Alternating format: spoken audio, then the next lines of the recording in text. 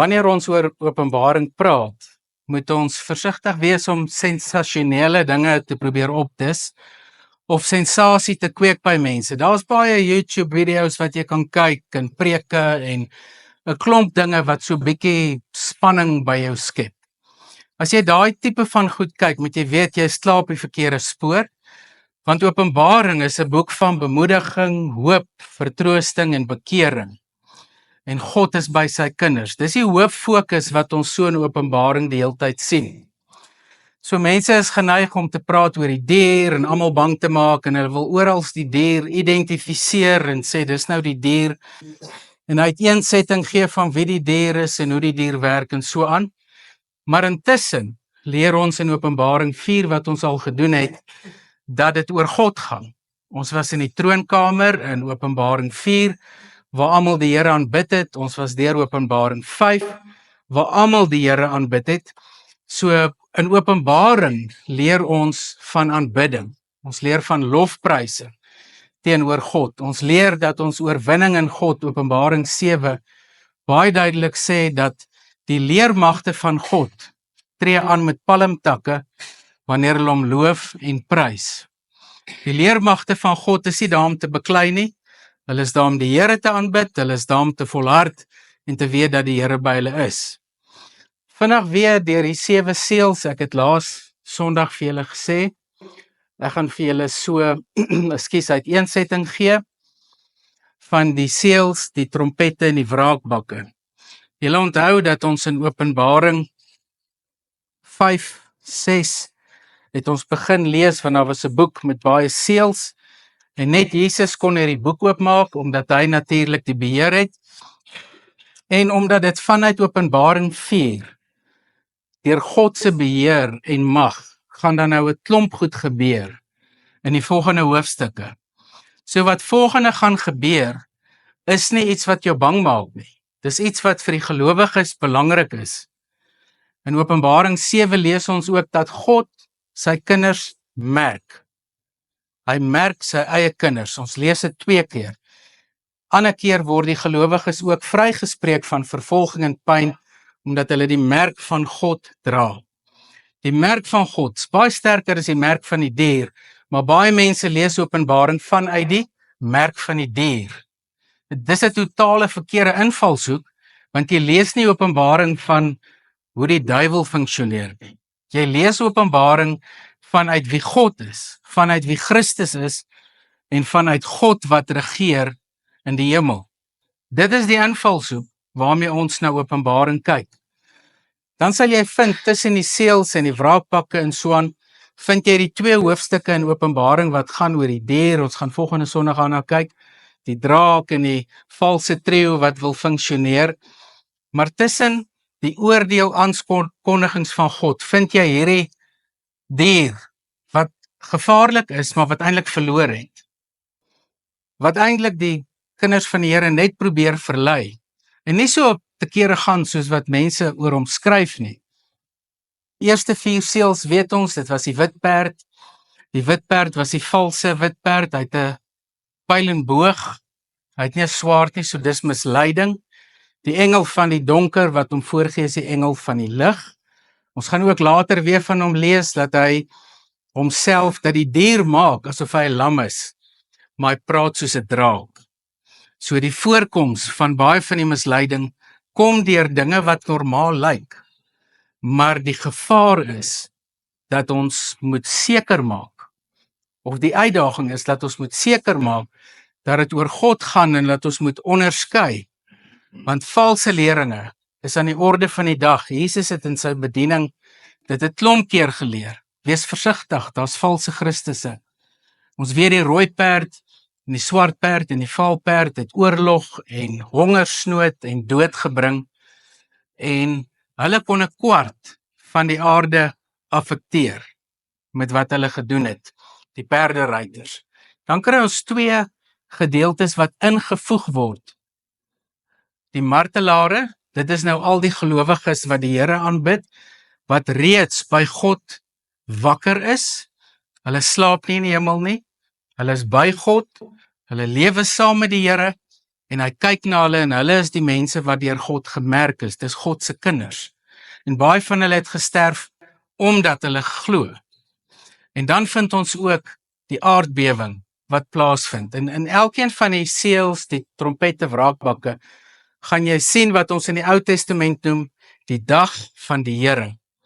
En telkens as daar aardbewings is, natuurverskynsels, die son wat en die sterre wat uit die bane uitslinger en daai, is dit Ou Testamentiese verwysings wat Johannes gebruik. Dis nie nuwe verwysings nie. Dit kom duisende jare voor Christus, kom hierdie dinge al voor.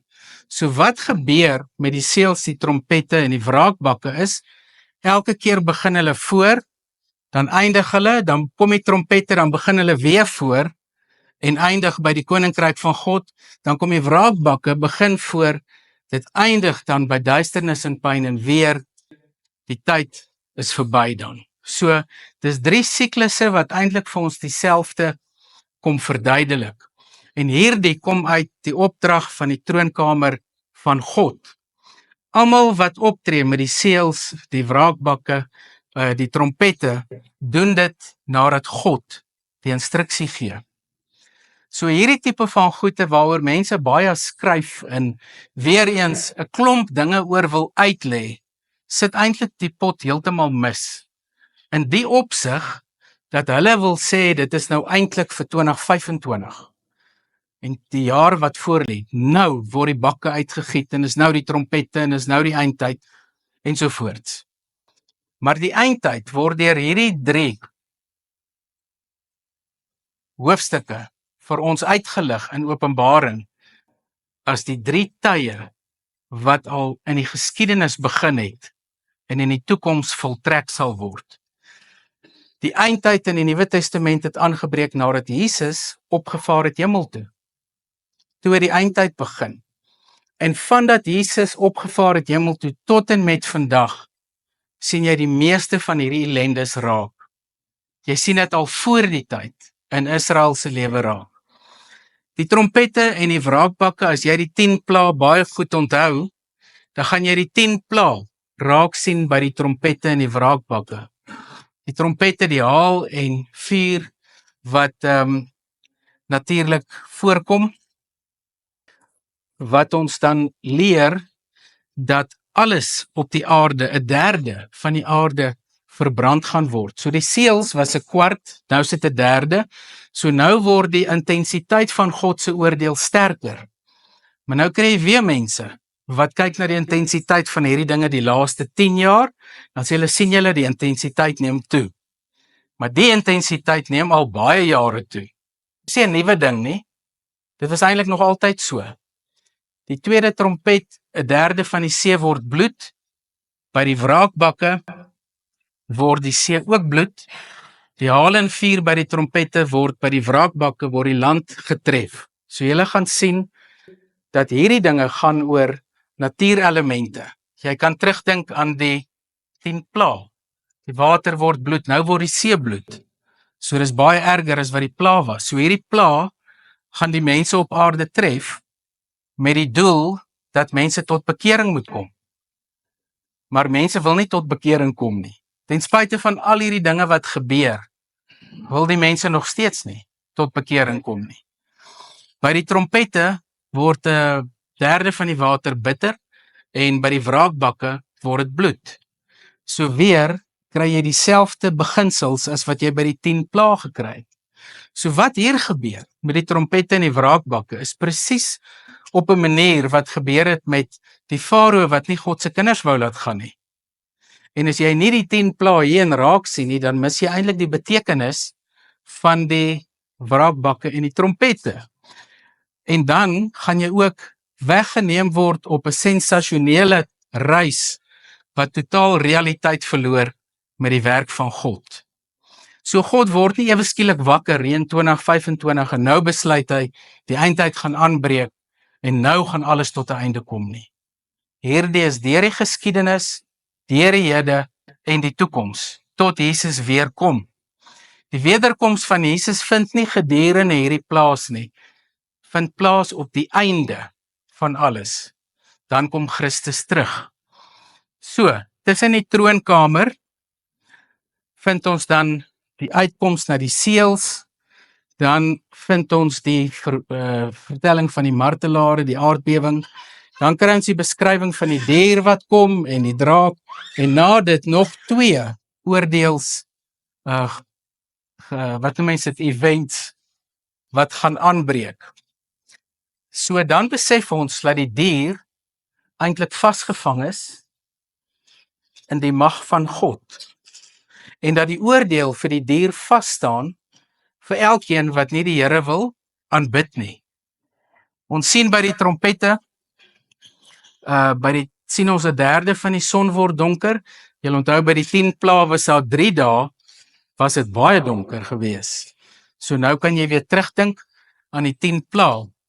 Dan lees ons by die wraakpakke, mense word verbrand wanneer daar weer die son geweldig warm word en die mense verskroei. En dan sien ons by die trompette die sprinkane, en ons gaan net nou 'n bietjie daarna kyk. Die sprinkane is natuurlik al die demone wat in die onderaardse dieptes en duisternis gebly het, wat oopgemaak is deur 'n engel. En hierdie sprinkane het uitgegaan om mense te pynig en swaar te laat kry. Sterte so skorpioene, wat beteken dis baie intens, maar hulle het 'n opdrag gekry om niks in die natuur te doen nie, niks te doen aan die kinders wat gemerk is deur God nie. So die merk van God is die oorwinningsmerk.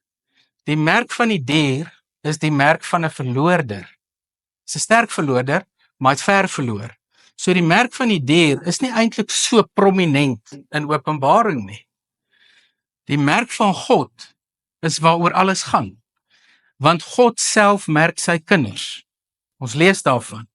En dit beteken dat ek en jy deur God gemerk is, dat ons sy kinders is, dat enigiets rondom ons gebeur, op aarde, selfs al gaan ons dood, is ons deur God gemerk, bly ons sy kinders. Met ander woorde, dit is hoop. Die trompette wat geblaas word, is natuurlik die tweede een, is 'n groot berg wat brand en in die see gegooi word. Die see het bloed geword. Die derde trompet, 'n ster wat soos 'n fakkel brand, het van die hemel afgeval en op 'n derde van die riviere en waterbronne geval. Die ster se naam is bitterals. Alles word bitter. Mense kan nie meer die water gebruik nie.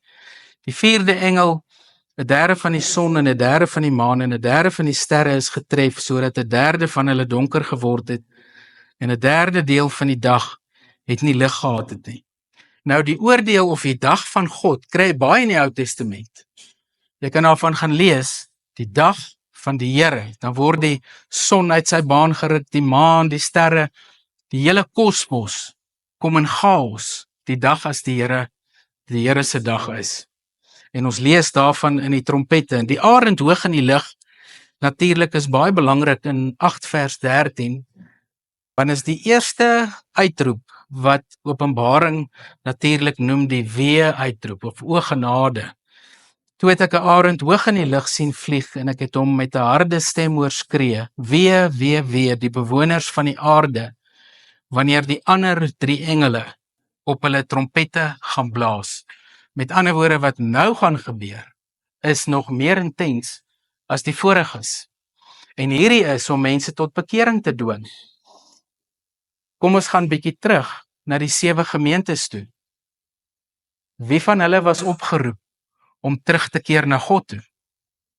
Was dit nie omtrent hulle almal nie? Was dit nie omtrent almal nie? Almal moes hulle bekeer en terugkeer na die Here toe. So nou met die gemeentes leer, want ons moet onthou, hierdie is geskryf vir die kerk, vir gemeentes. Al hierdie dinge gebeur rondom ons ook. Maar nou is die belangrike vraag in Openbaring, of ons dan die oproep van die Here ernstig gaan vat in ons lewe en tot bekering kom, soos wat die Here van ons verwag. Dieselfde lees jy in Jesaja, waar die Here sê, bekeer julle, draai terug na God. Jy kan dit reg deur die Ou Testament ook gaan lees, draai terug na die Here. So al die ellende wat ons rondom ons sien, moet ons vir onsself vra, hoe lyk my verhouding met die Here? Al hierdie tekens is soos wanneer ons op ons selfoon 'n reminder opsit om iets te onthou. Jesus sê in die evangelies, julle kyk na die weer, julle kyk na die bome, al hierdie dinge is tekens. Julle ken die seisoene wat verander. So moet julle ook die tekens van die tye onthou. Jesus het dit gesê 2025 jaar gelede. En die tekens van die tye bly dieselfde. Dis herinneringstekens wat vir my en vir jou moet oproep om terug te draai na God toe. Om in ons geloofslewe regtig die Here te aanbid in die troonsaal wat ons van in Openbaring 4 gelees het. Die oproep tot bekering is nie net vir mense wat ongelowig is nie. Dis 'n oproep ook vir die gemeentes. Die mense wat gemartel word en swaar kry by al drie hierdie insidente is die nie gelowiges. Die springkane is daar vir nie gelowiges, om hulle te martel om tot bekering te kom, maar hulle aanvaar nie die Here nie. En ons lees hier by die 5de trompet natuurlik, wat ek net nou genoem het, van die sleutel van hierdie engel, wat nou die demoniese magte gaan oopsluit, dat hulle uitkom. Selfs hulle is onder beheer van die Here. Maar hulle is daar om die te pynig wat die dier volg. So dis ironies wat hier gebeur. Dat die mense wat die dier volg gepynig word deur demoniese magte. En dat God se kinders natuurlik daarvan vrygeskeld is. Die 6de engel voor God, die goue altaar, maak los hierdie engele wat nou verdere verwoesting gaan saai, en dan kom die 4 engele van die Here soos 'n leermag met miljoene der miljoene engele, en hulle saai verwoesting met die oorlog wat hulle dan bring. Die ander mense, lees ons in hoofstuk 9 vers 20, die ander mense wat nie deur hierdie pla doodgemaak is nie, het hulle egter nie bekeer nie. Hulle het aangehou met die aanbidding van bose geeste en van afgode wat hulle self gemaak het van goud, silwer, koper, klip en hout, en wat nie kan sien of hoor of loop nie.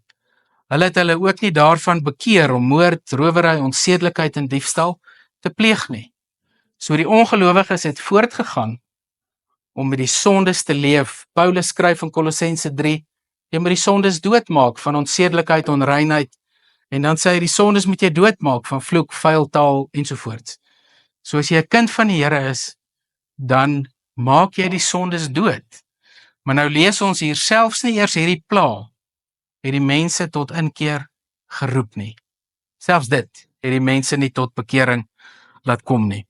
Goed, en dan sien ons van die klein boekie, as ons net na die volgende skyfie toe gaan, tussen die 6de en 7de seël en tussen die 6de en 7de trompet, gebeur daar iets.